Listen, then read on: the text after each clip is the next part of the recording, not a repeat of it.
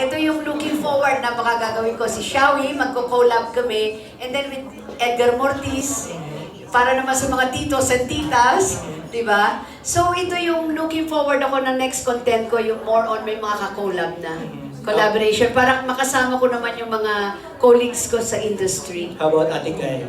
Why not? Meron din siya. Meron din siya, di ba? So, ang point ko lang, siguro baka lalabas na ako kasi mas safe na rin yung environment natin sa COVID eh. Kaya hindi ako masyado nagko-collab before. Talagang natakot ako kasi nagkaroon ako ng long COVID. And hindi naging pleasant yon sa akin. Nagkaroon ako ng anxiety doon. So, talagang for a while hindi tayo nagkita-kita kasi natakot ako talaga lumabas. But ngayon, since everything seems to be okay, yung COVID-wise, kahit kumakaway pa si COVID, parang mas malakas na yung loob ko. Although nag-antigen pa rin ako today. Ganon.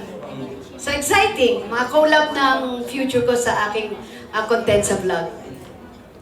Clarify ko lang yung sinabi mong gagawin mo kay Eric Mati. Yun yung bayan ni Mother Lily? Yeah, si Dondon. Yeah, kay Dondon Monteverde. Story ni Mother Lily. Follow ka talaga. Oo. Thank you. Okay, thank you. Tapos ang tanong ko kasi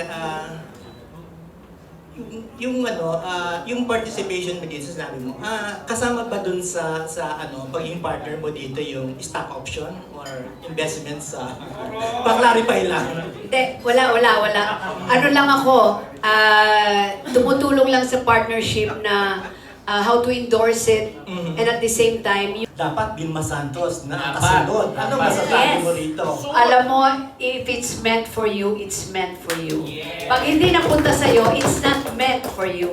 So, dun sa mga nabigyan, it's meant for them, like kay Ate Guy. So, kung meron akong space dyan, darating yung panahon na yon para sa akin na yon. Hintayin namin yun. Thank you. Salamat. Thank you so much. Next Thank you question. ha. Thank you.